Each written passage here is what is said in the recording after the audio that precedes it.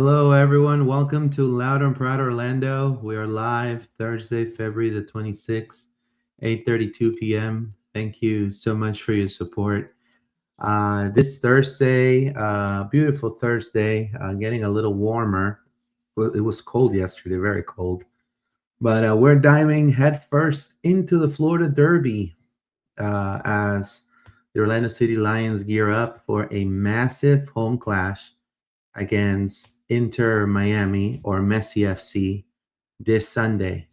I think John wrote on the agenda there, keep Florida purple. So that's the mantra. We'll break down the weather forecast, expected crowd vibes, possible injury updates, shaking up both squads, potential lineups that could swing the game, and Miami's start of the season, a little shaky start, just like Orlando. Plus, we'll dive into the tactics under Mascherano versus Óscar Pareja. The big Messi question, is he going to be playing? Who's reffing as well? We have somebody has already reffed a Florida Derby. And the on-field battles that are going to be decisive is kill or be killed, matar o morir. So hold on to your seats. And also we have the latest on Antoine Griezmann's potential blockbuster move to Orlando City. So I'm here with John Rollins and David Gray. John, how are you, my friend? Good to see you again, and excited for this derby coming up on Sunday. I mean, what a massive week for Orlando City. Like, so much happening. Not only have we got the Florida Derby, which, we got a lot of eyes for that as Messi comes to town or not to town, most likely. But of course, everybody's looking at us right now with Antoine Griezmann all over the news. I've seen it all over the MLS sphere. Even like I'm getting called Yankee by guys over in Spain. Atletico Madrid fans hate me because I misspelled their club name. It's been a fun week. So we're having a good time, and I can't wait for Sunday, man. Yeah, it's going to be fantastic. I'm here with David. David, how are you, my friend? Good to see you again. Yeah, doing well. Looking forward to a bounce back week on the field, and then would love to get this Griezmann stuff over the line. Would love for it not to hang. But it is what it is. Busy weekend for me as well. I'm going to be in a wedding this weekend, so Wow. I get to put on my groomsmen tux one more time and see one of my good friends get married. So busy weekend for me, but I'm looking forward to it, and it should be a good one. So let's dive into first Antoine Griezmann, because I think everybody wants to talk about the Grizz. So obviously, when this was brought up, clearly it was kind of we were like, is this really true? Is this really happening? But it is. So we hold his rights. Ricardo Moreira has been in Madrid multiple times, obviously, to talk to Antoine Griezmann and know that he's spoken to his agent as well since last season. Also, Orlando holds the MLS discovery rights for Antoine, and obviously Griezmann has heavily advocated the MLS for a while now, and he's a huge NBA and NFL fan. So the timeline is obviously Orlando wants him by March 26. Atletico Madrid or Los Colchoneros, they want him for Copa del Rey and the other tournaments that they're definitely playing. For what it stands right now, we posted a video, the translation for the Larguero for Manu, one of the top soccer journalists there in Spain. Pretty much it's saying that this is probably heading the right direction for Orlando. There's a lot of implications. We'll dive in just a second, but I think Griezmann will get a better deal coming in March. It's not guaranteed for him to have the deal that we're putting on the table by the summer. So it becomes that. Mind you, Atletico fans right now are killing him, drilling him, insisting that he better stay. Otherwise, he will never be an Atletico legend, because he's done this to them twice. And even though he holds all the numbers, and he's probably their best player in history, that to them it's BS. How can you sell out for dirty American money, and go to that league, the MLS, and no one knows about, right? How dare you, Antoine, right? So they're taking it to heart. But Antoine wasn't in this position last season. So when last season ended, he was already looking for options. That's why his agent picked up the phone to a lot of teams, including Orlando City, because he was told already, you're probably going to take a back seat. You and Koke are going to take a back seat. And both accepted that fact, and that's why he was looking for other options. Now, this reality is a little different. He's becoming very influential off the bench. He's actually scoring goals, scoring assists, and the fans want him. But he already was pretty much set to go. So it's a little bit of a intricate situation, but it's moving the dial, moving more towards Orlando right now. So a lot of things could change in the next 48 hours as well. David, what are some things that you know about this move, and what's your opinion on Griezmann coming into Orlando? Yeah, so about an hour ago, we probably got our biggest update that we've gotten since sort of Tom, Paul Tenorio, CL Merlot, Fab, you name all of them, who came out and talked about it originally. This one came from L'Equipe, so one of the big French outlets that's over there. And basically what it said is that it is getting much, much closer. People inside the club for Madrid don't want him to go. They want to keep him to the end of the season, but they've kind of accepted the fact that they think he's going to go at this point, and that he is not going to stay for the remainder of the season. People told them that everything is almost closed and that there's a 95% chance that it'll be done before the season ends. So obviously, sort of like Luis talked about, a lot of the fans for Atletico Madrid are upset, and I can understand that. I get it. But the money that we're offering, per sources and some other things that we've heard, he would get a good chunk more money if he came now versus if he came in the summer. Because there's kind of like three different scenarios that can play out for Griezmann. The first two have the fact that he accepts right now in this window before the window closes. The first scenario, and the best scenario for us, obviously, is he accepts, he signs the deal, and then he comes this window and we see him at some point in late March, early April. He comes in with us, we work him in, all that kind of stuff.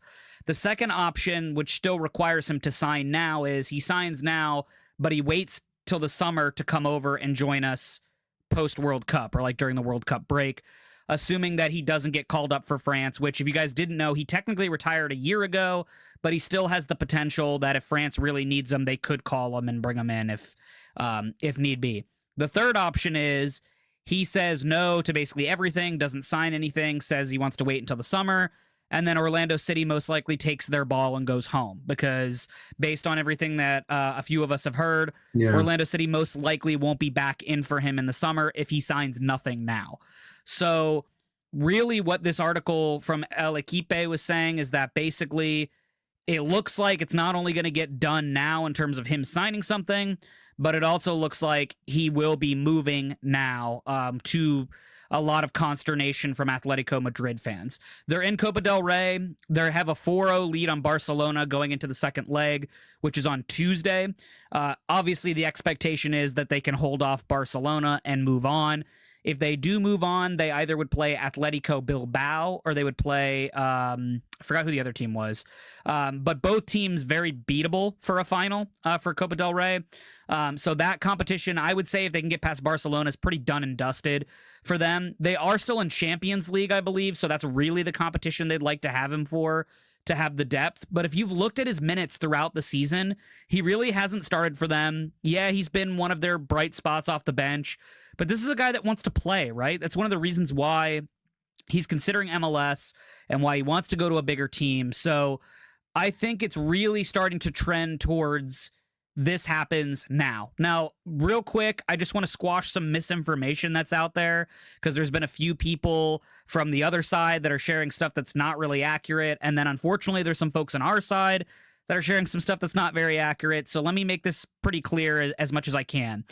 If he comes in the summer, so let's say it's option 2, like I described earlier. If he comes in the summer, remember, if he joins in the second window, his salary cap hit is half. So if they decide that they're going to pay him $2 million, his salary cap hit on Orlando City would be $1 million, which technically would not make him a DP, right? That while that's true, Griezmann's not going to get paid $2 million in his salary, right? We're going to pay Griezmann probably somewhere between $7 to $9 million when this is all said and done. Now, unless we somehow backload his deal, which is kind of the witchcraft that Miami has been pulling with a few of their players and how they were able to bring in like Busquets and Alba and Messi and Suarez and everybody at the same time. It's a very similar contract deal to how LAFC brought in Gareth Bale. It's very similar to how Galaxy brought on Zlatan. You can kind of backload a contract. If they do that and he comes in the summer, technically you could get away with him not being a DP and you could bring in an extra DP. But then, of course, your struggle becomes next year when you go to figure all the salary stuff out, somebody's got to go, right? So it becomes a little awkward and a little strange and all that. I most likely think that will not happen. I don't think it's going to happen that way because, again, Orlando City want to get him this window, so he would not be able to be bought down off of that DP status. He's going to be a DP. The second thing, of course, that we talked about last week, we saw the number change that Thiago had. He was like photographed with number 7. He talked about wearing number 7 because his favorite player, was Ronaldo. Yeah, we saw that change. He's 11 now. Obviously, that was pretty obvious as well. It makes a lot of sense there. And then last but not least, there's been a lot of talk about how does Óscar Pareja fit this guy in. Some people are even going as far as to say we're going to have to change the whole squad to fit him in.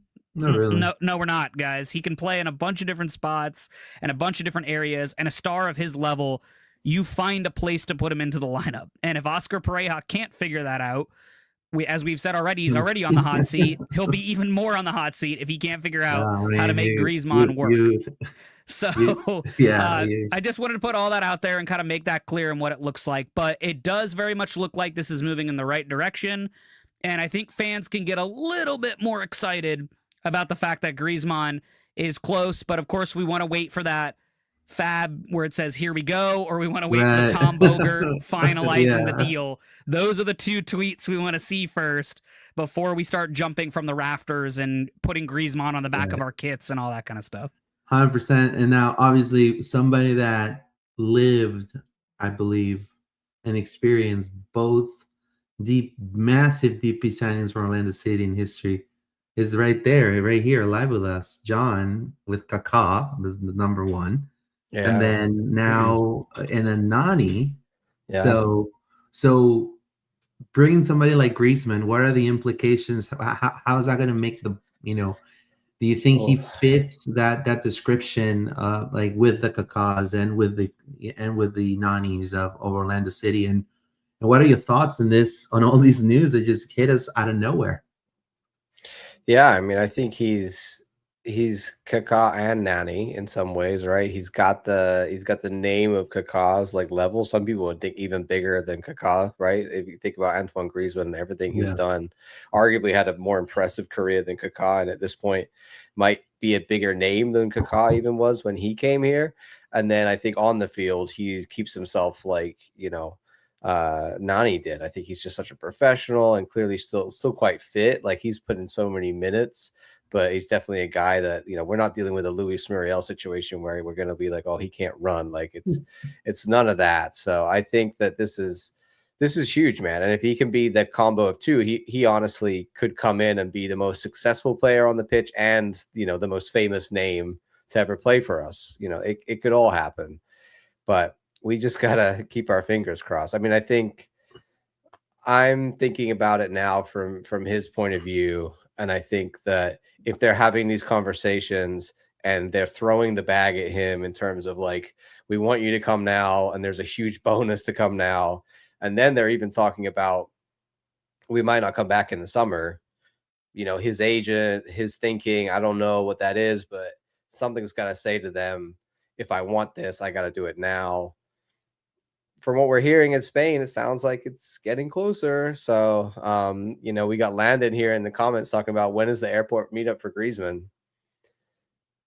Like, it could be like genuinely in the next few weeks, we could all be at the airport waiting Antoine in. So we just got to keep our fingers crossed and hope that everything goes well and that he just makes the decision that we want. But I think ultimately it's down to him, right? So I just hope we get the where we're at. opportunity to give him the old airport greeting, because I feel like there's some players we wanted to do it with and we didn't get the chance. Yeah, so. they did it with Facu. They did it with Yeah. I'm just saying, hey, club, help us out. Like, when he's coming, let us know. I was just at the Orlando Pride jersey reveal, and I was talking to some members of the Orlando City staff, and we were talking what happens if Griezmann comes in. What are we gonna do? Like, what's the vibe here?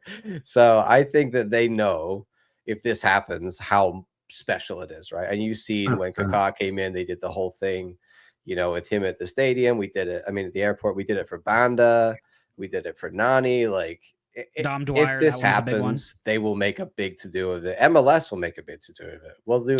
MLS will be in town with all their reporters getting, we'll have Andrew Wiebe up in here wanting to talk to Antoine Griezmann. Like, I'm serious. Like, right now, all of MLS is looking at us because of this deal.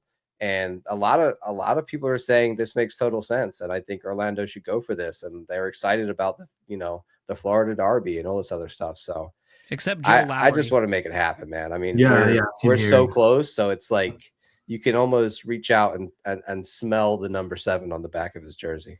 No, there's no doubt for people that say that this, and I've seen read stuff that they still say that the Wolves don't spend money on players and stuff like that. I mean, I have a feeling. I mean, based on I talked to some colleagues in Spain today, and they're telling me this has been brewing for the last season. So a year ago already, over a year ago, beginning of 2025, they already got in touch. Not only Orlando, but there were other MLS teams as well. There was another MLS team out west. I'm not going to say the name, but I'm sure you guys probably can figure out that has a Korean player now. That's what I've been told. And he really likes, and this is no joke, they told me that he really likes the Orlando Magic. And so, like, this is no joke. He really likes the Orlando Magic. So he's like a mad into his American sports. He's into like NBA fantasy and stuff like that. Like, that's how he likes the NBA so much. So Chad Johnson said a tweet with him, a picture of him and Griezmann, and he posted that and has like 77,000 likes on X. Like, it's like he knows guys in basketball and football, etc., where they're even like, yo, Antoine, get over here so you can hang out, bro. Now, people make the comparisons with, what if we get another Luis Muriel? Guys, this is not a Luis Muriel. I'm just gonna let you guys know. If he comes in shape, which I think he will, that's already a win over Luis Muriel.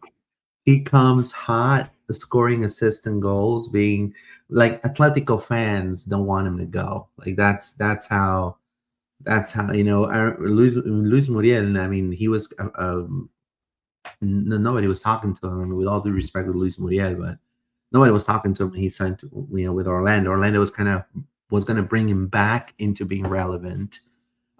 This guy is already relevant and more. So let's read some comments real quick. It says, Sage, Messi is coming to Orlando City game. That sucks. There you go. Yeah, I feel you, man.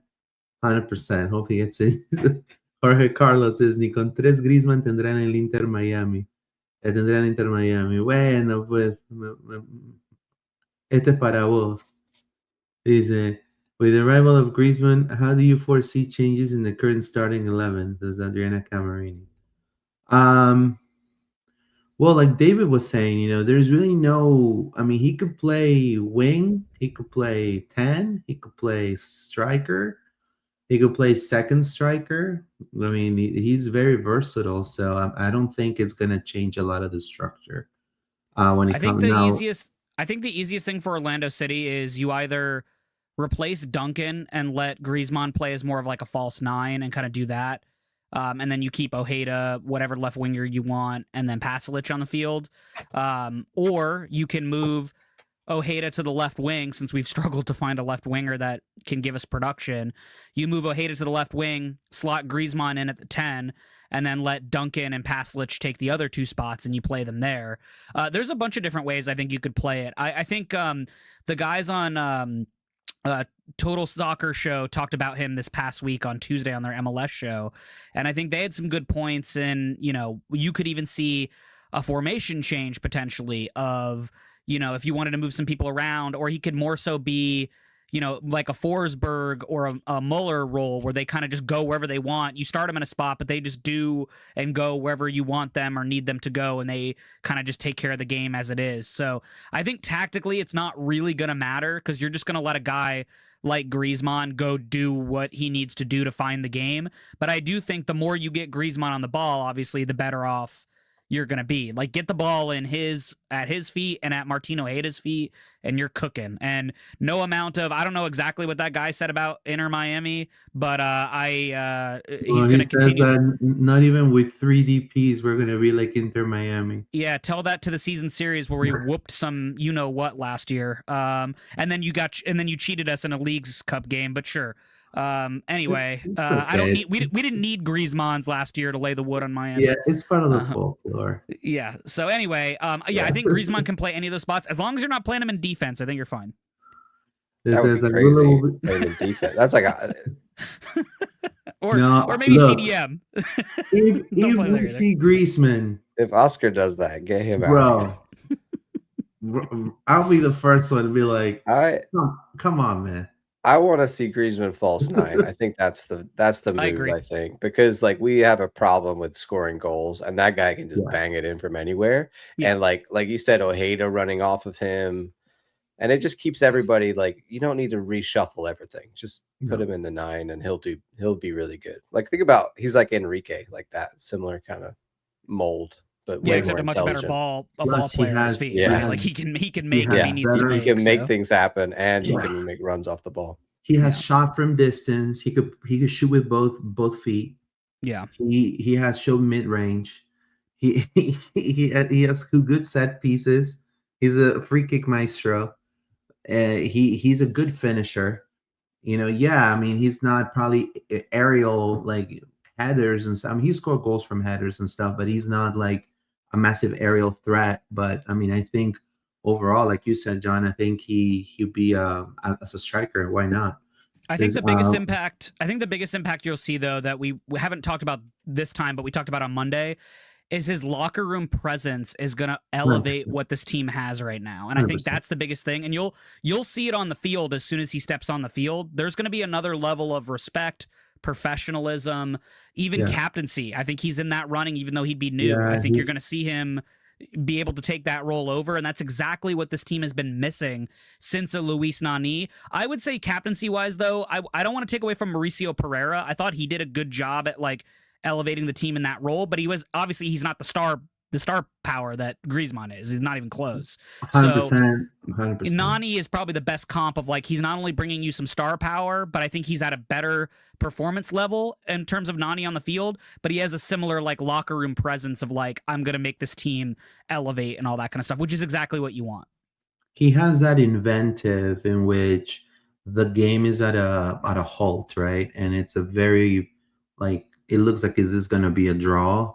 He lights it up to be that difference maker, and we haven't had that since Nani, essentially. So I think he fits that void. I mean, we thought Morir was going to be that guy for us, right? And clearly that didn't pan out the way we wanted.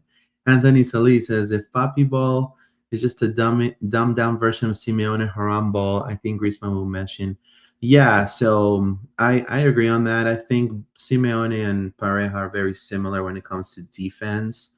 So yeah, he probably will do great. I mean, you would think, but again, if we see that he's playing in a weird position or they're not able to take the best out of him, then things are gonna have to change. Wars 801 says, I just read Messi came over to his bench, clenching his collarbone area. Says, there you go. Well, we'll discuss in just a second. Messi isn't even playing today and will probably sit on Sunday too, says Jamie Whitmore. I think he's gonna be playing the second half of that game.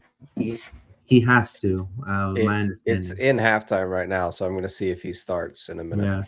Griezmann will be on number 9. Thiago on the left. Duncan substitution, says Ruben. I think that's probably a good I idea. wish I as had well. confidence that Oscar would play Thiago on the left, but Yeah, me too. I don't want to. I don't want to see Thiago playing in a different position. To be honest with you. Jamie Whitmore. Angulo will be the first one out. Landon, this is. I think Thiago will be the star on the left. His birthday is March 21st. Is Spicy Gnocchi. Thank you, Spicy. Appreciate you. Mikey D says, don't you think he should start striker? Duncan ain't doing it for me, says Mikey D. I mean, we'll see what happens in this game. It says March 7th, goodbye game against Real Sociedad, says Ruben Perez. that's what we've heard. Yeah. Griezmann, it says Ruben Perez says Griezmann. Angulo, pass me the damn ball. Thank you to Oz. Yes, it says that we have a 3-year. We're offering a 3-year contract, and we're building a team around him. And I think that's what we should do. I mean, if we sign a caliber player, that level of a caliber of a player, we gotta be dumb enough not to surround him with players that will make him succeed. No, of course. I mean? Yeah. So. Well, and that's why I brought up on Monday, like last week, because there's been rumors that Pasalic might want to go back to Europe especially after the World Cup.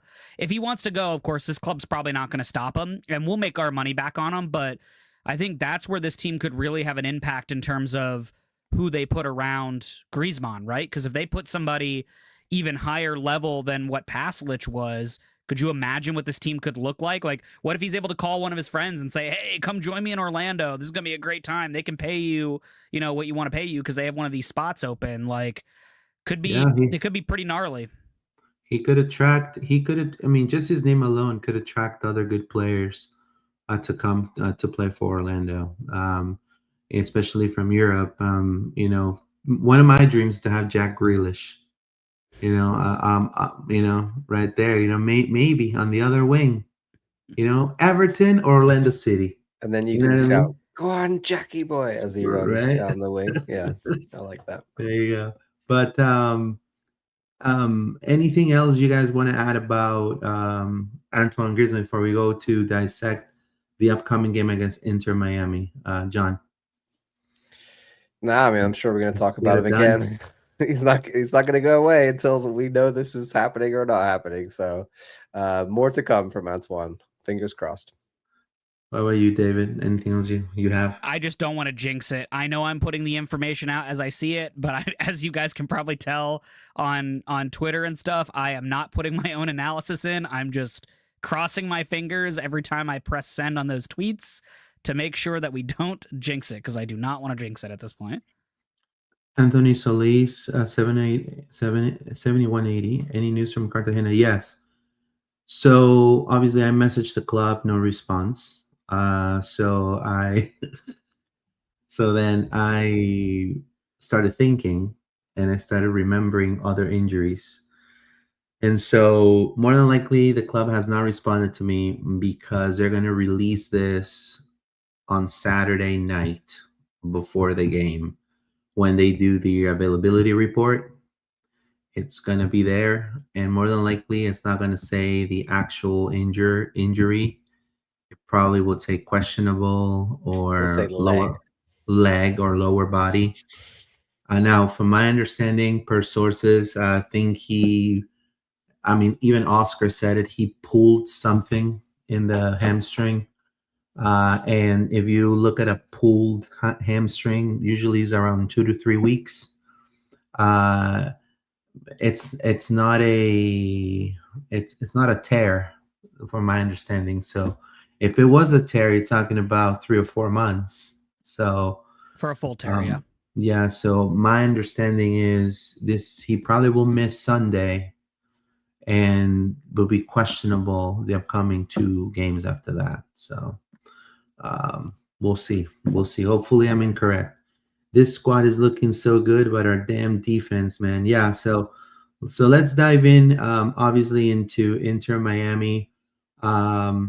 Keep Florida purple. right? The Lions swept Miami in 2025 with Messi, 3-0 away and 4-1 home, I believe, right? So we've had some strong historical edge in some derbies. Obviously, they've never been able to beat Orlando in Inter&Co Stadium, so obviously it is a must win, and I think it'll be after the defeat against on the first game. It's definitely necessary to win this game, so it will definitely give the fans some composure, and now for starters, from my understanding is that we are missing Robin, we're missing obviously Wilder, Edra Tuesta, hamstring tightness as well. Jordan Gervais, obviously. Luis Otavio, maybe sidelined. He's back in full training. Luis Otavio's back on full training. Yep. He should probably start the bench. What are your expectations coming to this game, David? Yeah, I think going off of your talk about the opening week, I think we need a win against them more than ever. I think the fan base is really going to be looking for this team to come out much different than how they came out against the Red Bulls in the first half and honestly punch Miami in the mouth, right? I think that's really what this team needs to do. They need to come out and just stick 1 or 2 on them from the jump and really just smother them from the start of the game. There's some changes that I think Oscar should go with. It'll be interesting to see if he actually does it. We know Óscar Pareja doesn't like to really rock the boat, but personally, one of those for me is I think Miller has to start this game. Iago just didn't have it. I think you're just looking for defensive solidity at that point, so you bring him in. Obviously, Gusky's going to have to probably come in for Cartagena because I don't think Otavio is going to be ready yet. So I think Colin Gusky, probably gets the call there. And then sort of a little bit of breaking news, but I did hear from a few sources, and then also you can kind of see this in the pictures and videos that the club put out the last couple of days. Adrian Marine picked up a knock in training, and he has not been training at least today or the last 2 days. In his stead, I have heard Tahir Reed Brown has been getting most of the looks over there with a little bit of David Brecalo. So we'll see what that looks like. I don't know how serious the knock is for Marine, if it'll knock him out for the weekend. But as of right now, that's kind of what it looks like. So either most likely your defense will be Dorsey on the right-hand side. You'll have Miller and Brecalo in the center with Tahir Reed Brown on the left.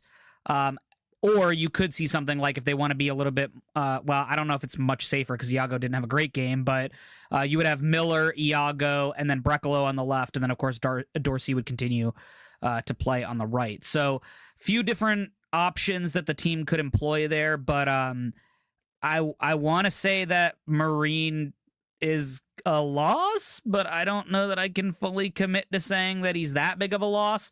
The only concern I have is that throwing Tahir Reed Brown in a game like this is risky, right? I mean, the guy hasn't played really much at all at the top level, and so you really would be putting him against a very difficult opponent for that game. But again, injuries are injuries. You kind of just have to deal with what you have there. So I'll be curious to see what it looks like. Crépeau might need to stand on his head again in order to get this team, to a win or at least a draw. But we'll have to see. We'll have to see what that looks like. So with Cartagena not being in the lineup, it will be Brian Ojeda, right? Mm-hmm. And then who will we see? Ivan Angulo? No, Gusky, I imagine. Yeah. Gusky? Yeah, I think Oscar will want to keep his double pivot to start the game. Do you guys remember when Jean Gervais really stepped up in that game against Inter Miami? Yeah. I feel like there's a moment here for Colin Gusky where he could, shine, even though he's just Colin Gusky, right?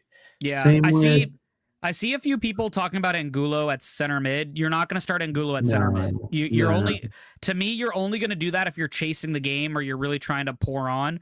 Ivan Angulo will do a lot of running for you, but he's not going to do the proper defensive work in a game like this against a line of Messi,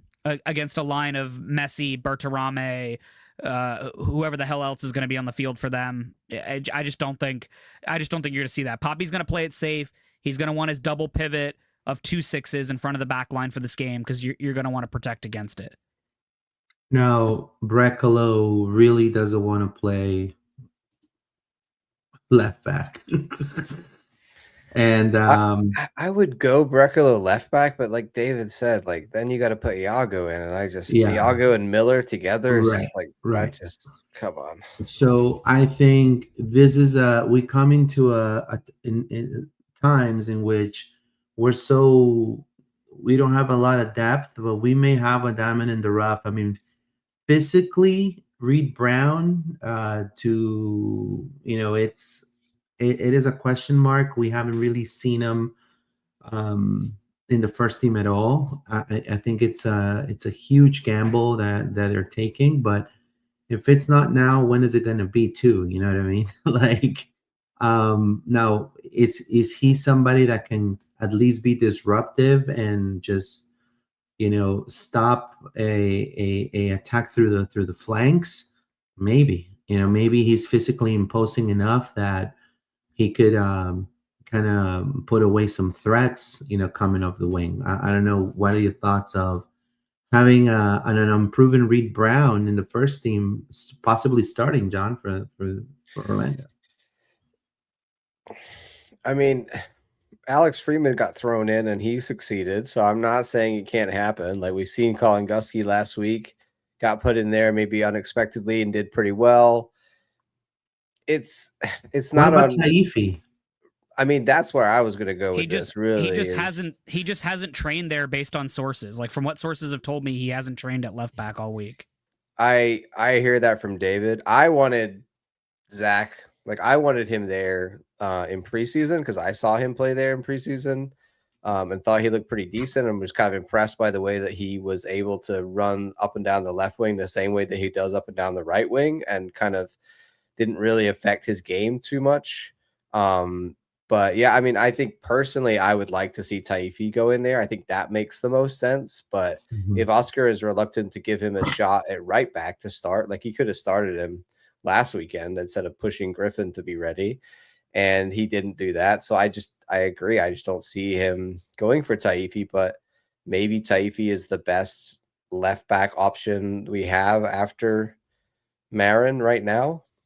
I don't know. It's hard to say. If we had more center backs, I'd put Brecalo I think Taifi's like center backs.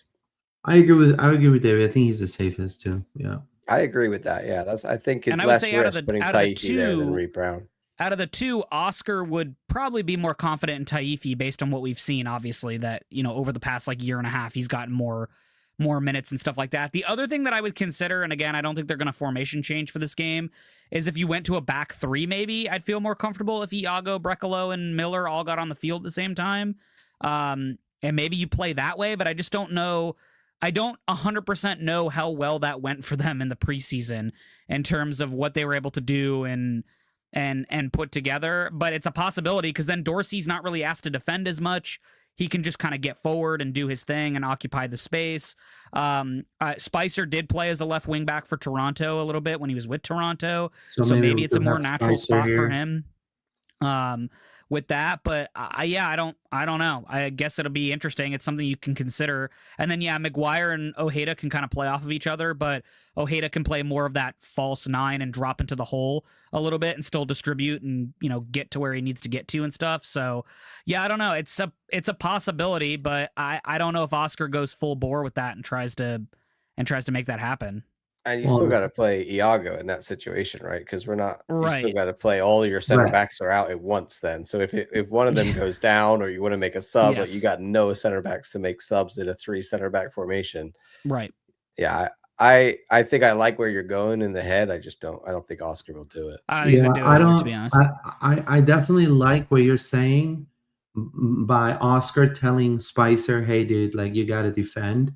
I think Dorsey could do the up and down, even though he left a lot of gaps in the first game. But I think with Miller right there, I think will probably be better there. Brecalo kind of assuming a kind of quasi third center back, left back role that he probably doesn't like, but I think he was really good last season. And then we just have to, pray for Iago to have best game he's ever played ever. Well, and I hate to say this, but Angulo probably has a better game if he's in Spicer's spot as a left wing back versus potentially a full left winger. True. And so because he's going to put in more work, I think, than Spicer's going to. So that is definitely a possibility if you want to get Angulo on the field. That's kind of one of the ways that you could get Angulo on the field. But again, like John says, there's no backup. So if you lose a center back or something goes wrong, you don't really have anybody there. So you're going to have to make a formation change if somebody gets injured. So I think it's unlikely. I think the safest way to go, and again, we'll see what Poppy feels, but I think the safest way to go would be play Taifi at left back and just hope that he's got enough time and that he's put the proper work in to make that work, and then just kind of play out of your traditional, 4-2-3-1 and hope that you can break down Miami and just, again, like I said, come out much hotter than you did against Red Bulls. You guys imagine if, and I have no doubt this could happen, but imagine that Taifi would have a massive game against Miami. I mean, that's huge. I mean, Well, I don't think you could take him off the field if he did. I think if he did, I think it's his spot to lose at that point. And not only that, I mean, that tells you if Marin is already injured, like we need to do something with that. I feel like it ain't working. I think I'm going more towards the it ain't working, Senor. It's not working, dude. It's just not working. Spicy Gnocchi says, we really need Sam Vines. Yeah, Sam Vines is available for Colorado. We'll see. Yeah. Anthony Solis, we need Iago to body slam Messi. Well, Messi, guys, came in. He's on the pitch right now, and he shaved his little mustachio. So I don't know if this is a sign that he may. It's getting ready for me. So he's questionable. He's questionable with razor burn. Then there you go. This is Poppy is calling Smith right now. Can you make it back by Sunday? He's with Cincy. Yeah, we are missing those flexible guys that could. Right, we need a guy who could play multiple positions.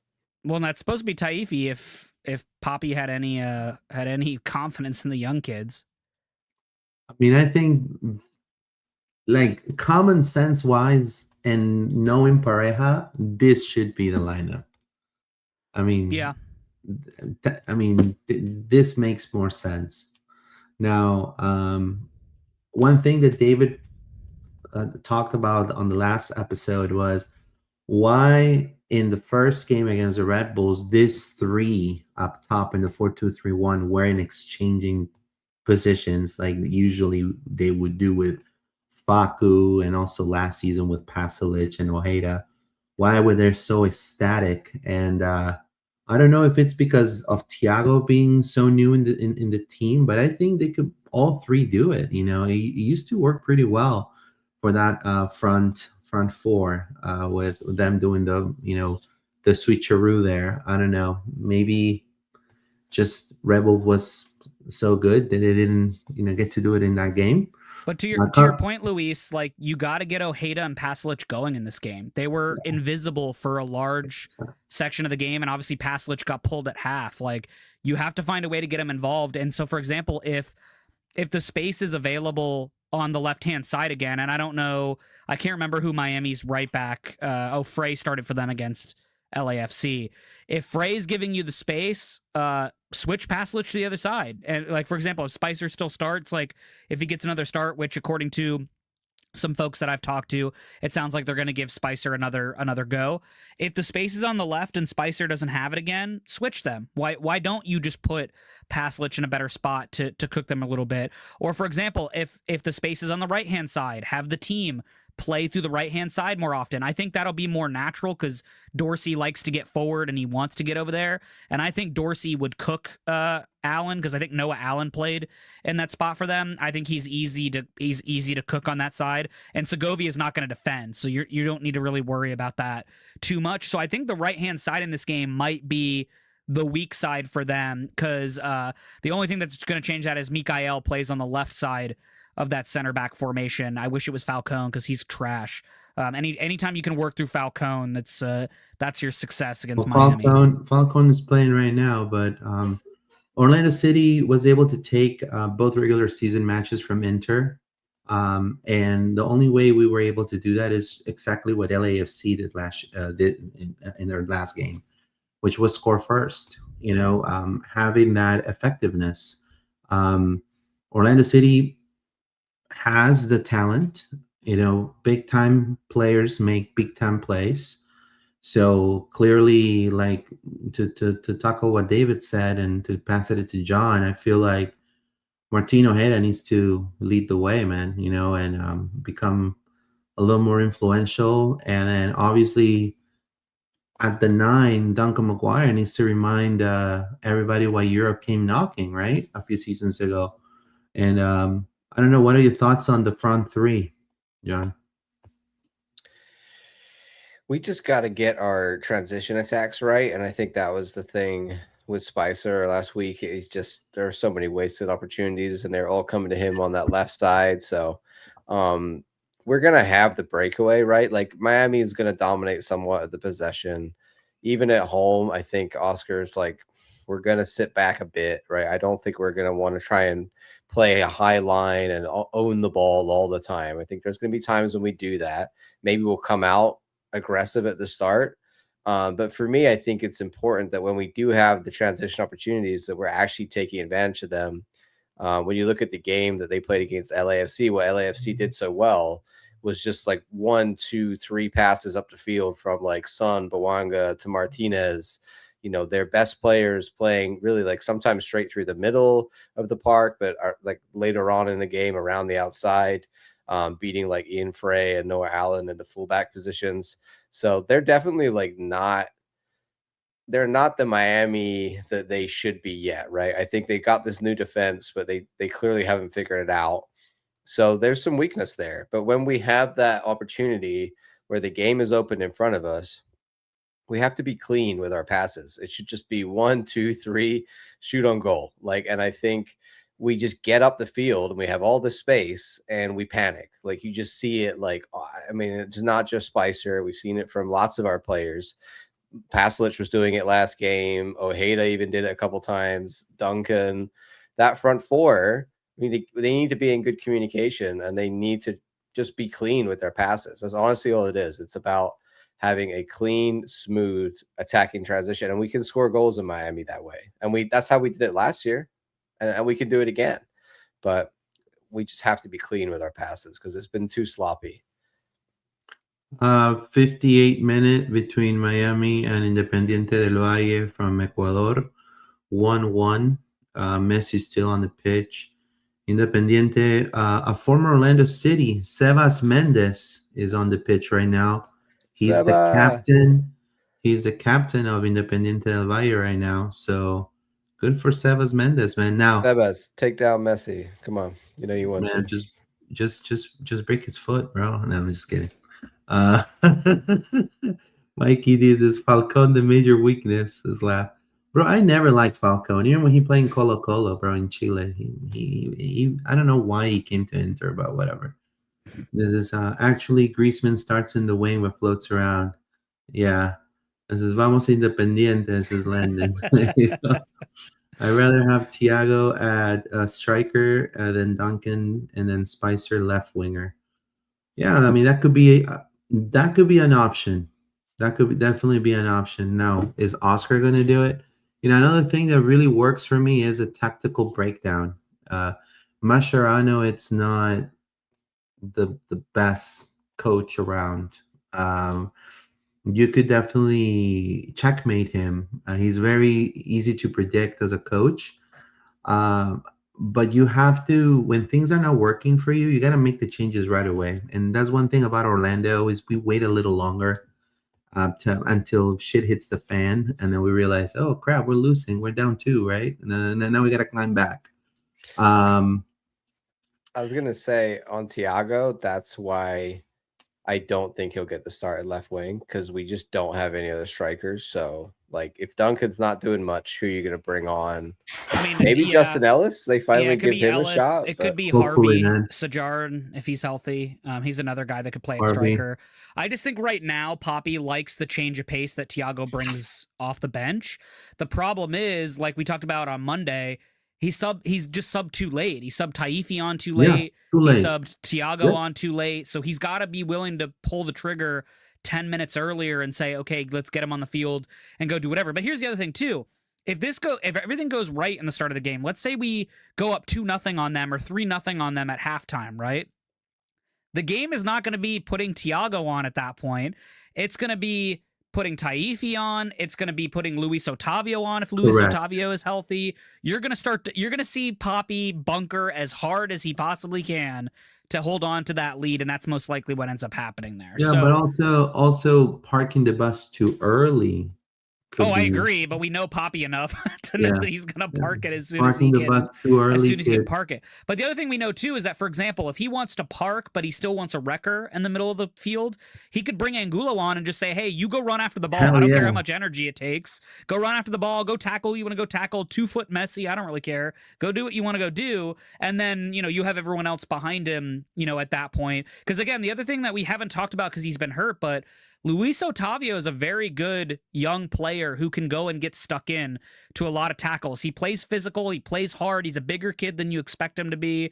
I know he's got the baby face because he's like 18 years old, but the dude knows how to get stuck in. And so I could very much see this game being, somehow Brian Ojeda, him, and Gusky all in the midfield at the same time, really just playing defensively in front of the back line when it's time to play bunker ball.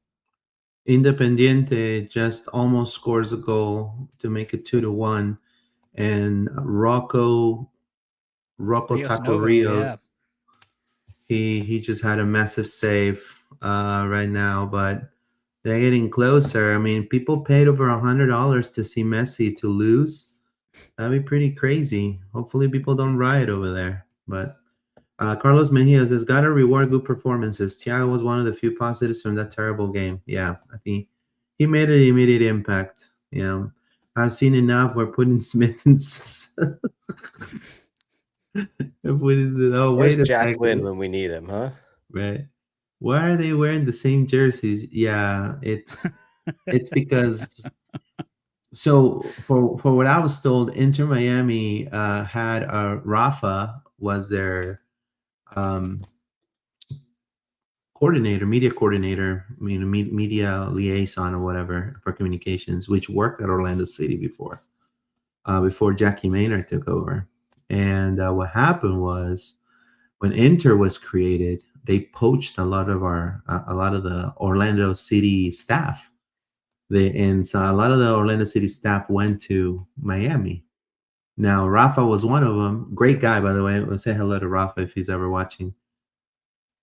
Messi literally last year said, "I'm going to bring my own communications guy."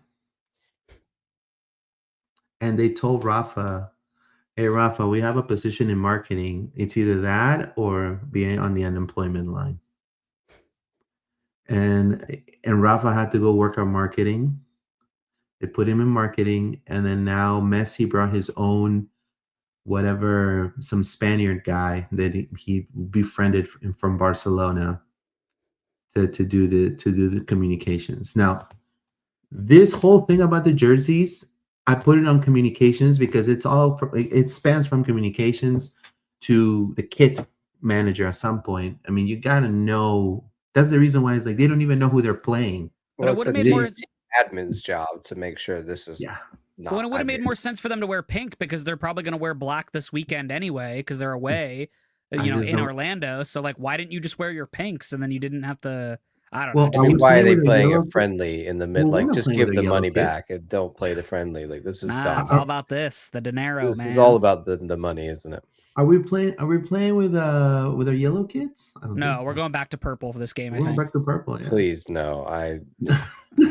I gotta say, I didn't say it last week. I mean, on Monday, but that really cheeses me off. I'm sorry. It's an omen. It's a superstition for a lot of football fans that you don't wear your away kit at home. I You just get that don't they do want it. to sell it, but just not the first home game. Do it for a home game, fine, but not the first home game of the season. Come on. I saw a post that a supporter group said that they did that jersey because of the supporter groups. I think that's cool. I mean, I don't know if that's true, but it says Carlos Mejia gotta reward good performances. Yeah, okay, I already read that. But anyways, we are already pretty much set a lineup, right? Mhm. I don't know if you guys want to run it back real quick. Do you guys feel comfortable having Thiago, or you think it's gonna be Spicy T? I think it's gonna be Spicer. Okay, so let's put Spicer. I think it's gonna be Spicer, or Oscar's gonna do something crazy and reward Angulo and put Angulo out. No, that'd be. He works I'm just better off telling the you, I can bench. see it happening. That's all I'm gonna say. I can see it happening. It's Reed Brown or Taifi. I don't see it any other way. I don't, unless he wants to play Brecalo at left back and play Iago again, which I just don't know how you get that young at center back. I think it's just a mistake. Yeah, based on performance of the last game, I think Miller and Taifi probably need to play. They need to start. I think if Taif is fit, now Tyree Brown, I think he'll be definitely. I think Marin will not play, so I think it's Taifi. So it's going to be Crepeau, and that's another thing I wanted to talk to you guys about. Crepeau versus St. Clair. I mean, right now. Well, Miami fans are already clamoring for Novo to be the starter. They hated what they saw last weekend. They said that St. Clair, they call him Baby Sinclair from the show Dinosaurs. Like he has he's terrible. Apparently, people are freaking out. But Crepeau comes from being one of the man of the match. So I think it's going to be another big night for Maxime Crepeau. I think we need to see that edge he showed in the second half, especially. I just don't want 11 saves for him. Like, please, can we not let him get peppered that much? Like, yeah, but he was vocal. That's one thing I appreciate. Sure. Yeah, his leadership in the second half was good. Yeah, for sure. When he directed like Miller, he was talking to like Taifi when he came in. He's like, being commanding. I think that's super important. So good for him, man. So this should be our lineup for the game against Inter. Crepeau at the helm. Then we have Dorsey, Miller, Brecalo, and Taifi. Then we have Gusky and Brian Ojeda. Right there on the left wing, we have Terry Spicer. On the right wing, Marco Pasalic. At the 10, Martin Ojeda. And up top, the Haaland of the Heartland, Duncan Maguire. Ruben Perez says, this is not hockey. Defense has to do better. Yeah, we need to start brightly and get out on the front foot, right? We can't be starting pen back by Miami like we did. The start against Red Bulls was so bad. The first 20 minutes, they had so many chances. They could have scored 3 or 4. If we start like that against Miami, Messi, Berterame, Allende, whoever, they're gonna score. There was like teenagers out there. They managed to score last week, so. Miami will score goals early and the game will be over early if we start like that. So we cannot do that. I thought it was interesting you're saying about the goalkeepers, Luis. Dane Sinclair, I noticed in the game against LAFC, he just like came flying out of his box, like and off his line, like all the second goal. He's like in no man's land, just wandering around like miles away from his goal. So like, I mean, he's according to FootMob, goals prevented for him was minus 0.61 last game. He made 2 saves and an error that led to a goal and conceded 3 goals. So like it was compared to Crepeau, who was pulling out 11 saves and saving all this XG against him, and he didn't let that many in.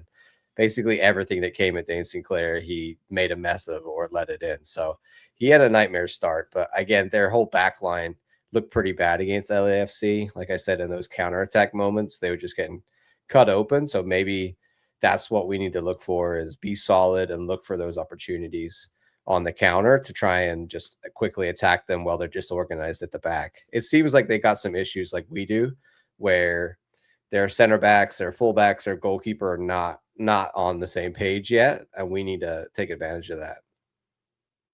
No, it seems right now that Miami was given a penalty of a potential handball.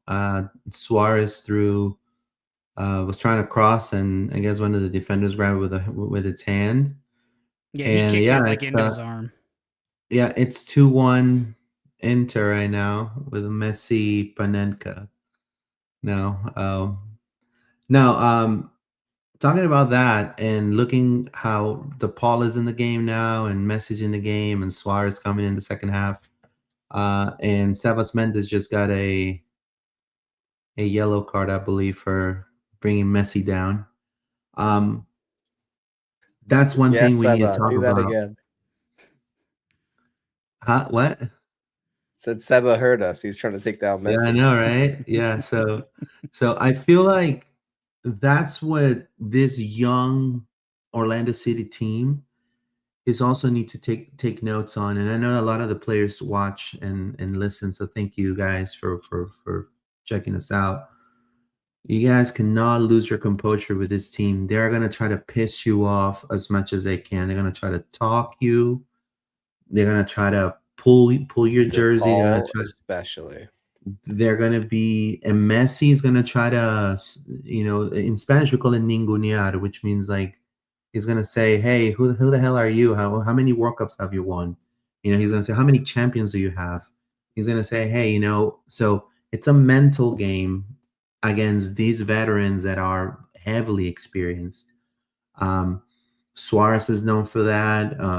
Now they brought in Berterame, they brought in Rodrigo de Paul, so they're gonna bring all of that. Do not give in. Just keep pushing, and you have to understand. I mean, you're playing for. I mean, you lost your first game. That's another thing I want to say. You lost your first game. I mean, and the fans. This is a massive game for the fans. And they've never won at home. If Can I say something about that too? This is a massive game for Óscar Pareja. Yeah. Like I don't think we should underscore what that looks like. I think like obviously if it's close and we play them close, if we win or draw or maybe lose by a goal or something like that, it is what it is. It's a rivalry game. Things happen, right? But if we get blown out, like let's look at the reverse of it. If we get Like blown out, 5-0. 4-0, 3-0, 5-0, questions have to be asked. Like Oscar's 100%. seat's already hot. We've talked about that. So like, can you go with a week one loss, then get blown out by your rival, and then you're on the road to NYCFC? Like, again, I'm not advocating for someone's job to be lost, but these are how coaches get fired. Like, I hate to break it to you, but that's kind of just the fact of the situation, right? And so I think Luis is really onto something in saying that the players need to be up for this, right? Mentally, you got to be up for it. Physically, you got to be up for it, the whole 9 yards. But the biggest thing, too, is that there's still a bunch of old men on this field. So outrun them because Messi's not going to defend. DePaul's not going to defend unless it's in his little circle, right? Falcone can't defend to save his life, and yet he's a defender. Like, these are, we saw how bad Dane St. Clair was and how off his line he was getting. That right there should be a tip off to you. Try to round him because he's not going to be able to catch you and he's going to come way out. So those are all things you got to be taking a look at. The nice thing, too, moving on to what Miami's lineup can look like, because I saw Luis pulled that up. We found out today that Salvetti, I think, is questionable for this weekend. Yeah, Salvetti is questionable, which is to me one of the most dangerous players I have. I mean, be honest with you, aside of Messi, I think Salvetti has been a menace. But again, don't. I know this sounds so bad. They're Argentinian, so they're like, viste, en línea general, yo soy argentino, viste. They're gonna try to, play the jersey on you, right? They're gonna throw his jersey. Oh, I'm a world champ. Like I'm Argentinian. Like I'm like 3 leagues above you. Like, so they're gonna come with that attitude. You just gotta humble them. Just become effective. Run, just like David says. Outrun them. Press them. And be careful, because they're gonna flop. They're gonna throw. They're gonna try to when they cross the ball, they're gonna try to hit your arm. So it's a penalty. So they're experienced players and know the book. And talking about that, talking about the book, John, we have a referee, right? I don't know if you want to talk about the ref, John, the ref that we're getting out of this game. It's I forgot. I think he's Turkish, I believe. Moroccan. Yeah, I know Moroccan. David's got some. Yeah. You guys will recognize his face. His name might not be as Elbath or Alphaba. Ishmael Alfaf. Ishmael. I always remember that. Ishmael Alphaba. Yeah, I think I'll pull up a picture of him. But David, you want to talk us through the past with this ref? As somebody who's watched a fair amount of MLS over the past like 4 or 5 years, I can't stand this guy. I think he's not good. I think he's one of pro's worst refs, to be honest with you. He's not up there with like Ted Uncle and Chris Penso like level bad, but he's pretty bad. But anyway, just some stats for when he officiates us. He's given Orlando City and his entire career in giving cards. We have the 6th most as a team for Ishmael Alfaf. And then we have the 6th lowest winning percentage when he referees our games. We're at like 20-something% when he referees our games. So not a good number. And then for draws, it's around like 30%. So not much better. Most of the time we lose when he's the center ref. He has reffed the Florida Derby before. He reffed it in 2021 and in 2020. We drew the one in 2021 and then we lost the one in 2020. So it's been a while since he's reffed the Florida Derby, but I don't think this was a great draw for us ref-wise. He seems to be fairly lenient with Miami. They're in the bottom like 10, I think bottom like 7 in terms of total cards given to Miami, and Miami does have a pretty good win record with him at the helm. So I'm not trying to put on my tinfoil hat too early here, but Alfaf might not be the right ref for us to see this through, to be honest. Yeah, 100%. John, you want to comment? I got the picture here. Oh, I think a lot of people will remember that face. Yeah.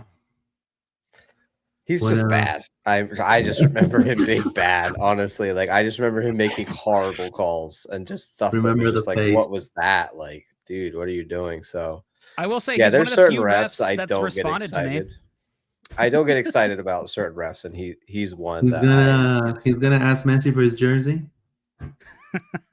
I think my thing is just call it fair. Like in the league last year, we did have 2 games that were called really fair against Miami, and it made it much more entertaining. And look, we managed to get some results. And then the Leagues Cup came, and we all saw what happened there, where it was not ref fairly whatsoever. So I just want a fair game, and I just don't want a ref that is going to call ridiculous stuff that is so obvious that it drives us insane, and we're banging our heads against the wall asking, how is this fair? So just call a decent enough game. Well, that's all we want. He reffed us against Cincinnati and gave us like 4 yellow cards. And a red. Yeah. And a red. Yeah. That's where we had 5 cards. That's where I mean is like he just started getting card happy for nothing. Well, what I'm worried about, John, is I'm worried that the league's going to want to overcorrect for the misjustice that happened last week against LAFC that a lot of the fans were talking about.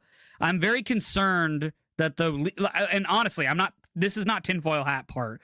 There's no misjustice, by the way. I'm concerned that they're going to go to pro and say, well, yeah, Messi was getting hacked up a little bit, and DePaul was getting hacked up a little bit, and Bertarame and all these other people. We need to call it more fair, so we'll be keeping an eye on this game. Like, I really don't want the fingers to be put on the scale here.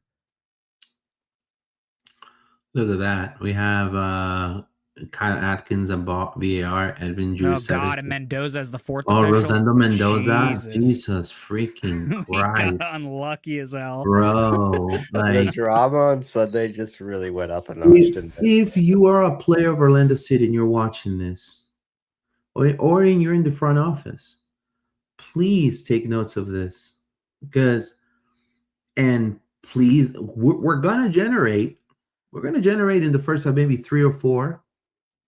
Let's put him. The only way to beat this, because they're playing with 13 people.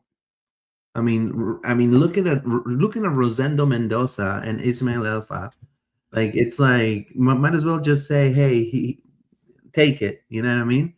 Well, and I don't want to be. We could beat them is by scoring first. Yeah. I don't want to be this guy either, but like our stadium's been taken over by Miami before. Like fans have come into the stadium and they've silenced our crowds before and have really infiltrated before. So I give the speech that I like to give every time. If you can't make it to the game, that's fine. But please, for the love of God, sell to an Orlando City fan. Like, do your due diligence. I understand that you could potentially make some money on this game. Just be careful. I don't want to be surrounded by a bunch of pink nightmares that don't understand ball and just go on their knees and pray to Messi. Like, come on. Like, please just be careful of what that looks like. I hope the wall section, and I think they will do this, they're going to put in the barriers on either side of the wall where they literally just don't let people walk through that section if you're wearing Miami stuff, because like we don't need that. But I expect you're going to see pink and blue and all these messy jerseys around the stadium like last time. Yeah, and it is what it is, but based on our last attendance, I hope we can get a really good attendance, and then you're just seeing a lot of purple and there's not too much pink in there. Because last game the attendance was awesome. Like, it was great. We played terribly, but the attendance rocked. Just don't leave early, because all of you that left early missed the goal. So yeah, don't do that. Joke's on you.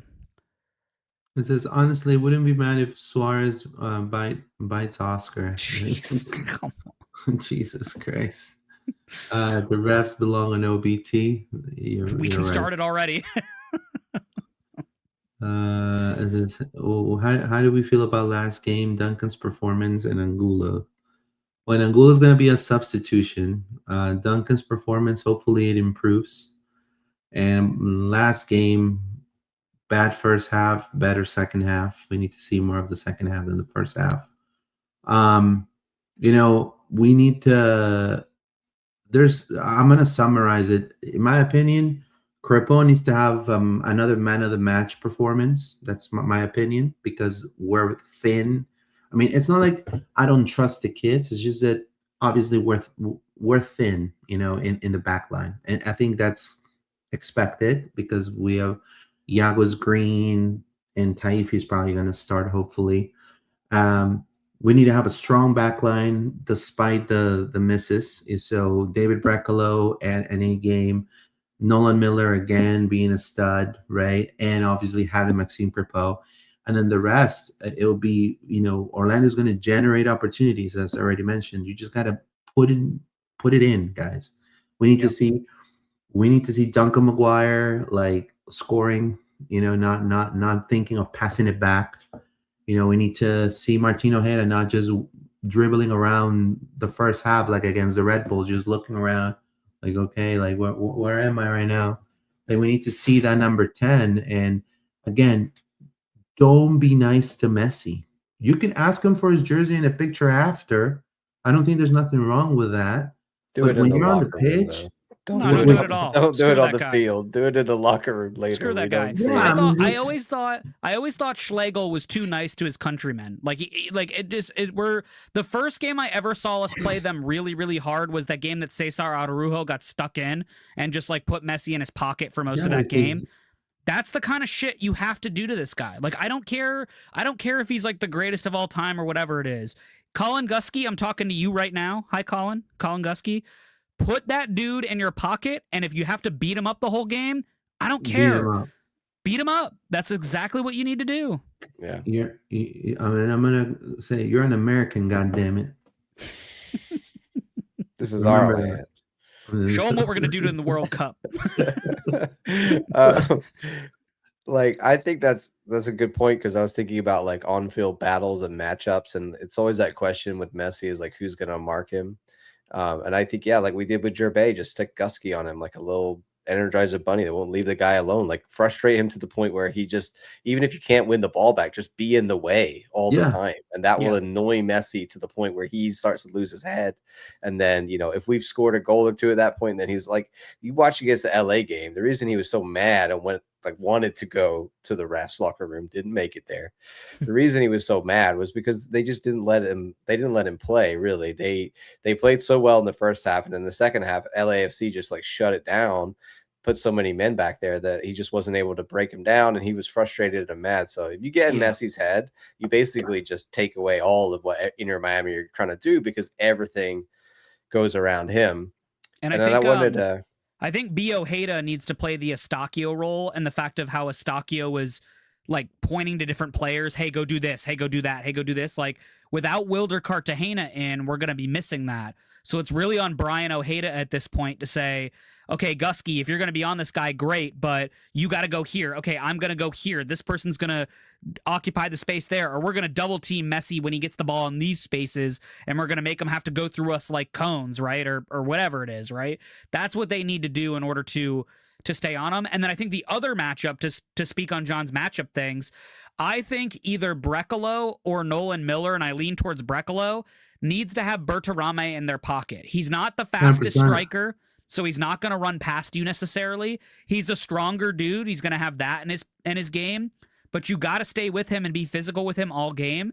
And if for some reason it's not working out for Miller, or even if it's not working out for Brekalo, I think you have to, I know it's going to be crazy for some people, but if it's a strength battle, Iago maybe finds his way into this game if it ends up being a strength battle with Berterame, because the one thing that Iago does have is strength. Now, we know we've seen some suspect performances from him, but somebody has got to really, strengthen up and put that guy in their pocket somehow. Because I think if you eliminate Berterame and you eliminate Messi, you have to hope that they can get something from their wings. And if they don't have Salvetti and Segovia is more of a hybrid midfielder into a winger, they're not as dangerous at that point. And you're really keeping them, where they're at. I'm not worried about DePaul. I think he is what he is, but I'm not too worried about him. I know that might sound crazy. He's just a wind-up merchant. He just wants to get in your head. Yeah, so just don't, basically what I would say is just ignore the dude. Tackle him when you need to tackle him and just keep doing your thing. But if you can control Berterame and Messi, I think that's your key right there. Messi pushing Sebas Mendes right now, saying, "Why are you too close to me?" Straight up. He's like, "Well, you're too close to me." He just I just read his lips. He's just like, "You're too close to me." Can we bring Sebas in for this game? I'm watching Messi getting manhandled by a streaker right now, so I think y'all a different point than me. Oh, okay. They had a guy on the field. He just man-hugged Messi. His bodyguard clearly not on duty at the moment. Oh. Yeah, unbelievable, bro. Like he's gonna. So whoever, like Dave was saying, Brian Ojeda, he's Paraguayan. They're gonna try to piss him off too, because Paraguay actually has a rivalry with Uruguay and Argentina. So you gotta have your best game, bro. You're Paraguayan, dude. Like, don't forget that. Then Gusky, man, you want a marquee game that you're never gonna forget in your entire life? This is the game, bro. You imagine how important a win would be for the fan base? Like, it would be huge. And then adding into, let's say Ricardo take it to the finish line and gets Griezmann, bro, it'd be like Christmas.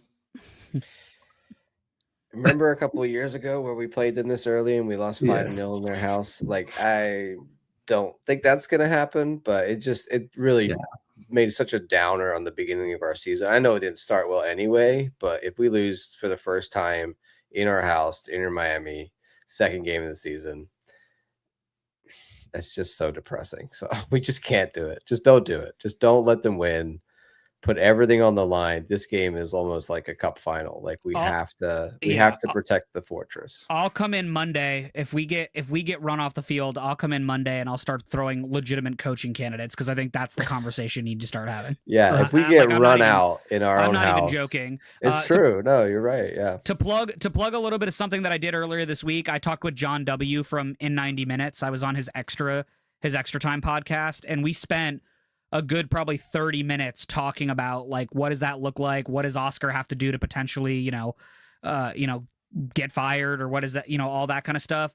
And we brought up a really interesting conversation of, like, if this front office right now has not started doing their due diligence in terms of, identifying other candidates, and if things don't work out, they're failing. Because again, I don't want to say that Oscar is going to fail or things aren't going to work out, but this was a tough start to the season. He knew it as soon as the schedule dropped. So they were very much aware of what this was going to look like, and the risk you run by having a rivalry game so early in the year is that if your rival plays you off the pitch, more people are going to bring out their pitchforks.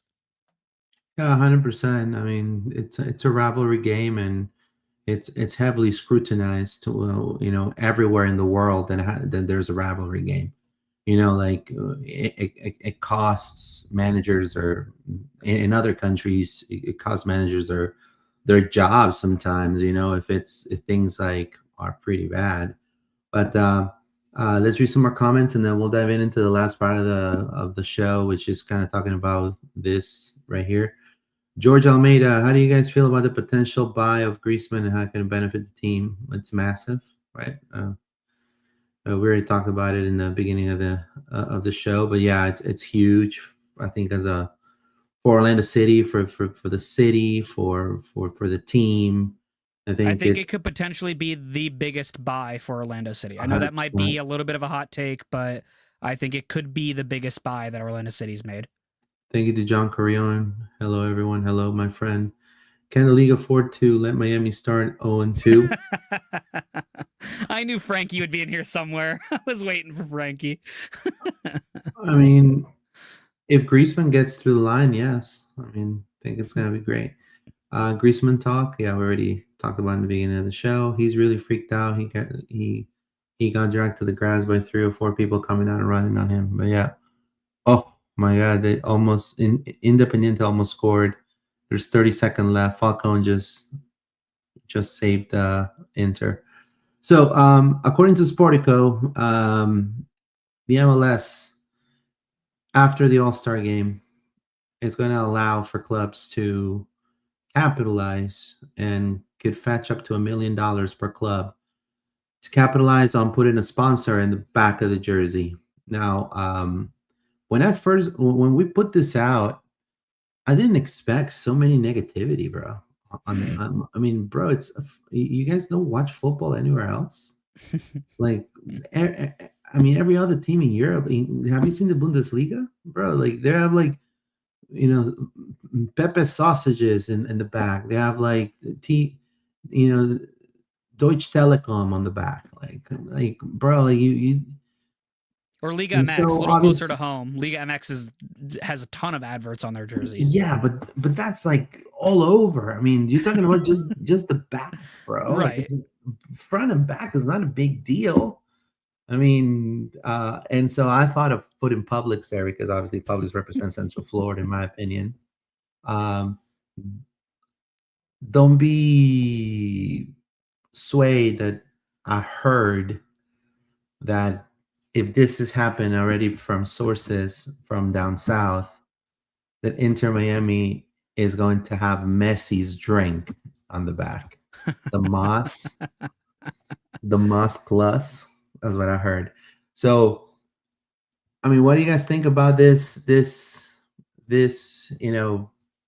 initiative, I guess? Obviously, I put MLS continues to lead the way in jersey commercialization in the U.S. Pro Leagues because obviously that's what the press release said. So, your thoughts, John? Stoke has a sponsor in the back, I'm sure. Do we? I don't think so. Doc Martens? I don't think it's big in England. I think we're quite traditionalist in England with our sponsors. I'm pretty traditional of even the arm sleeve sponsor I'm not down with. We used to have one. So people say we never had one. That's not true. We used to have one in the USL. Used to have on the back, first ever back of jersey sponsor was Legoland, Florida. Legoland, USA. Yeah, true facts. There you go. So it's whatever, dude. I don't like it, but it's just commercialism. It's the way it is, right? And everyone else is going to do it. Right? We don't now. Yeah.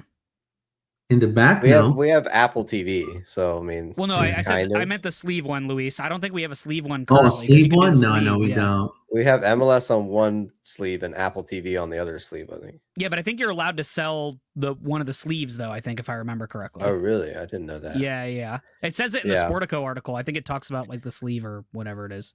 It's money. Every country's different. Some countries it's disgusting how many sponsors they have on a jersey. I can't stand that. This is not NASCAR. Liga right? MX. That's a lot. One on the back. I mean, whatever. It is what it is. I just don't want it to be something so like I like our Orlando Health logo because it looks nice and it's normal. And it says Orlando. Yeah. I'm gonna do a video tomorrow on the NWSL kits that all just got dropped out today. They're really nice. And Pride is Washington number 1, Spirit baby. dropped one, and they have like literally CVS in pink, and it's brighter than their club badge. Like it looks like it's a CVS jersey. Like it's what? So there's stuff like that. Like as long as it's in theme, like and it doesn't stand out too much and it's too ugly, Yeah. I'm cool with it. And most of our sponsors seem to do that pretty well. Now, in Peru, for example, to give you an example, they have the sleeve front and back. They have the right here, the shoulders. They have the back. They have the front. I think that's the only ones I saw. But in Mexico, they go all out. I mean, they go tacos Pepito. They go like enchiladas Gomez. Like they do Corona Modelo. Like they, like you know, it's insane, dude. So, but hey, David was saying if Publix is the sponsor from the back, they should have what, David? You mentioned it on the chat. Yeah, they should have a pub substation over there. I think that's exactly what they should do. 100%. It says Frankie Cosmos, bet they cover them in ads like NASCAR by 2030. No, I don't think so. It says we need a Disney sponsorship. No, I mean that would be bad if we have like Mickey Mouse like on the back. Like, I don't know. The Donnie Moore, Miami game over Messi. Miami game over and Messi did not get injured in any noticeable way. Got to be in lockdown now. Gonna be a legendary game on Sunday. Yeah, certainly. Yeah, that press box, guys, is gonna be packed. Good luck, Luis. Unknown of people that will only come to cover quote unquote Orlando City once, and I will never see them ever in the F again. Ever. One time. But you know something similar, not to the level, but something similar might happen with Griezmann. There might be more people in the box, like French media and stuff like that. No, we have to start one time. When was working this? On your French. This was when Messi. Yeah, it wasn't. I saw it on Copa America, I believe it was. I think a colleague told me that there was an Argentinian. They led a lot of like unrestricted media, like smaller outlets, and they never cover a game in the U.S. from abroad, and they accredited them in. And there was this lady, this girl, that when Messi came through the tunnel, you're not supposed to stop the players or grab the players. She first comes and grabs him literally and hugs him. And his security wanted to get in the way. He's like, oh no, I'm media. So Messi then says, because it's a lady, he's like, okay, just just let her talk. And she's like, Messi, I'm here for you, Messi. You're the only reason I do this. And she's like crying, dude. She's like, like you're the only reason I'm a journalist. And bro, it was just such a pander, honestly. Hopefully it's not like that. You know, she's like a real life Messi bot that you find on Twitter. I know. And then from my understanding is, after talking to some people, that she apparently tried to cover Inter Miami, she didn't get in because of that BS.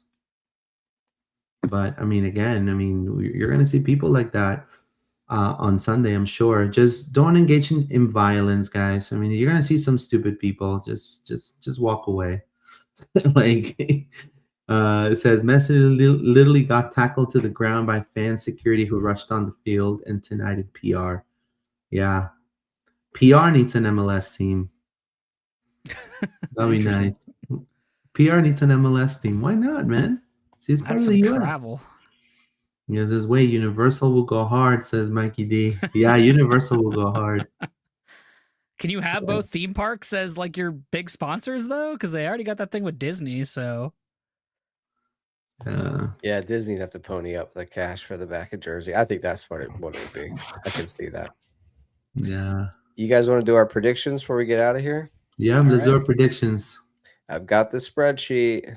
I don't know who it was who was asking for the spreadsheet, but here you go. It's back. 2026 version. I can't remember what y'all. Do you remember what you said for the last Yeah, game? I said 2-2 last week. Okay, Luis, you remember? And I said 2-1 Orlando, and I went the other way. All right, shoot me with your Inter Miami. Go ahead, Luis. I'll let you go first. I know for a fact the players are watching tonight. And I know they're going to be ready. I know Duncan will do a backflip. And we're going to see the Pasalic left foot is going to become his weapon again. So I'm going to go for a strong 3-0 Orlando win.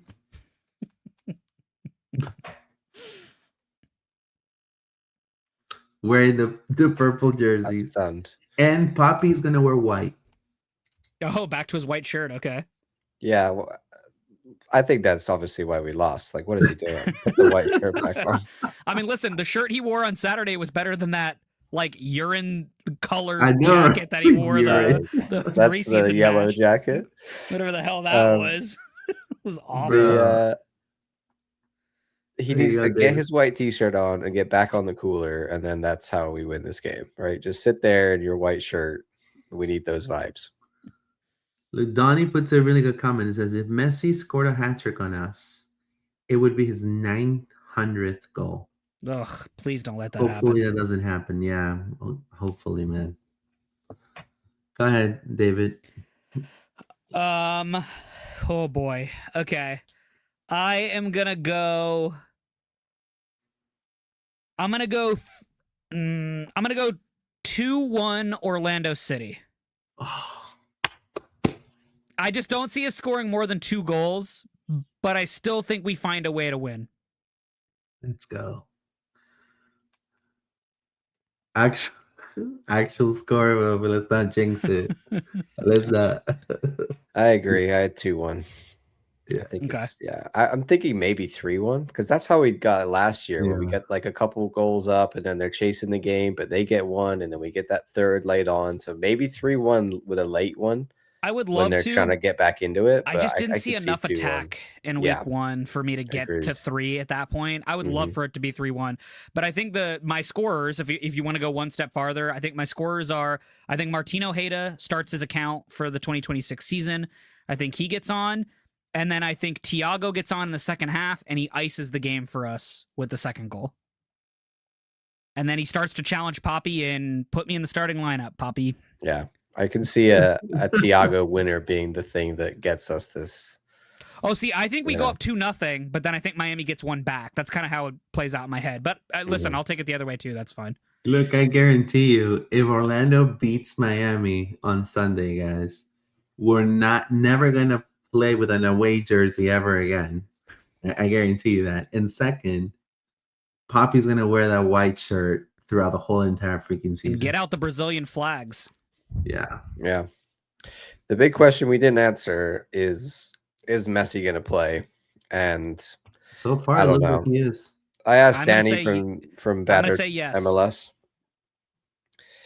He What is said Danny's- he was talking about the fact that he's holding his neck and he thinks that's a precursor to. I just think he's got to He's do out it at least again. once. And I'm on record saying that I think he potentially retires this year if everything goes his way. So I think he plays this year in Orlando. I was talking to I hope so. I mean, I just want to boo the man in my own stadium. Is that too much to ask? Well, more than likely, if Messi retires, he's going to be a part owner with Moss and more than likely with Beckham. I don't see him buying a franchise in Nebraska, in Kentucky, in Texas. I see him just staying in Miami, him and his dad being majority owners of Inter Miami. Mass taking a little bit of a backseat. Beckham probably also being more of a minority owner. And him taking over the helm of Inter Miami already. So much so that I do want to tell you guys, the Argentinian Federation, AFA, is opening a office in Miami. already. I don't know why, but they are, and that has a lot to do with Messi. And also, they're doing an event in Orlando. They're doing like this World Cup, like a Messi Fest in Orlando. So it's gonna be interesting. It says I'll be in Hawaii. Says Jamie Whittemore. Man, congratulations, man. That's beautiful. Back seating the Excel sheet. I think did I Bob say predicted 3-3? Okay. 3-2. I think Bob predicted 2-0. Win I for had Inter. it that Bob predicted 2-0. Did I just imagine that? Yeah, No. listen, if I messed up, Frankie, that's my bad. I predicted a draw either way, but I couldn't Yeah, remember. yeah, what you predicted a draw, David. I remember. Yeah, I just Oh, don't. you said remember. 2-2 draw. I think you said that. Honestly, I can't remember. Yeah, I apologize, remember- Frankie. Frankie, you're remember making doing us question 2-2. everything. I Stop can't this. remember. If I The did, I'm not doing it on spreadsheet purpose. is But we got the Word. spreadsheet now. If it's so in the spreadsheet, that's it. That's it now. Yeah, listen, I believe you guys. I'm sorry, I wasn't doing it on purpose. Try to make myself look better. David's trying to troll you. He's testing you to see if you're paying attention. Kenneth Allen says the boys gotta be hungry. I know. Imagine coming up that L and not tuning up 100%. Yeah, the boys need to come hungry and ready to starving. This has to be a marquee match for them. A match that they will put in their resume. Because I also agree. I think Messi is no longer. It's. I mean, did you see his face when he was playing the in this game just now, a friendly game? You know, Well, they're probably going to say he needs time off after being manhandled by the fan. That'll be the new. but he's not enjoying soccer, bro. I don't think he enjoys going to Puerto Rico to play friendlies just for money. No. Yeah, it's ridiculous. Says Pasalic is working on his boxing for this game. Says if there's only a way to check, says LOL. You know, I wonder if they're gonna be like Messi's like, oh, we're gonna go to Orlando. I'll skip it. I'll skip it. I mean, in a way, let's say Messi skips it, we still have to play with the same intensity. It's a big game, so there's no ifs and buts about. And please don't ask for his jersey in front of the fans, especially if you're brand new. I know that the OGs are not gonna do it, but I know that. Okay. So real-time correction, because I went back and looked. Frankie is correct. I said 3-3. So Frankie's right. Apologies. Thank you, Frankie, for keeping us beholden. I cancel appreciate the it. pod. Stop everything. And also, you're welcome for checking in real time, Frankie. I went and scrubbed it as quickly I as I already could. updated it to 3-3. I just believe Frankie. So Touche. That's fair. I just want Ojeda to have more goals than Messi. That's hopefully it starts this weekend. So Martino Ojeda will ask for it if he scores. My prediction, says Donnie. Yeah, we had over an hour and 30 minutes of talking about the Antoine Griezmann situation right now, which 95% is going, I think, towards Orlando. Mm-hmm. Hopefully Ricardo is able to close it soon with a W on Sunday against Inter Miami. Hopefully, again, we wanted to thank you for your support. Can I drop one more thing, Luis, that yeah, I'm ahead. willing to sprinkle on our folks that are watching? From what I understand, from a few different sources, Griezmann has been informed of the current coaching situation as well as roster situation. And he's been told that due to his profile within the club, that if anything were to change roster-wise or coaching-wise, he would be consulted's a little strong, but he would be informed of what those changes would look like. So basically what I want to put out there is don't be alarmed that if for some reason, let's say we get blown out this weekend, and then let's say we don't do well against NYCFC and the club decides to depart with Oscar, Griezmann is already kind of aware of where the club is thinking of what that could look like if things go south, if that makes sense. So obviously the full expectation is that Oscar is here when Griezmann comes in. Same thing with the roster. The roster is here when Griezmann comes in. But from what I understand from sources, especially from what I've heard on the other side, this is mostly on the Spanish side from some people I've been talking to, Griezmann has been briefed on what the situation could look like if there were a coaching change to be made and things like that. So they're very much keeping him aware of what the situation is, because obviously he's going to be a franchise player, as the Spanish media likes to call him. He's going to be a franchise player, so they're keeping him sort of aware of what that situation is going to look like. Yeah, you gotta build around a massive star like that. I mean, that happens in every club.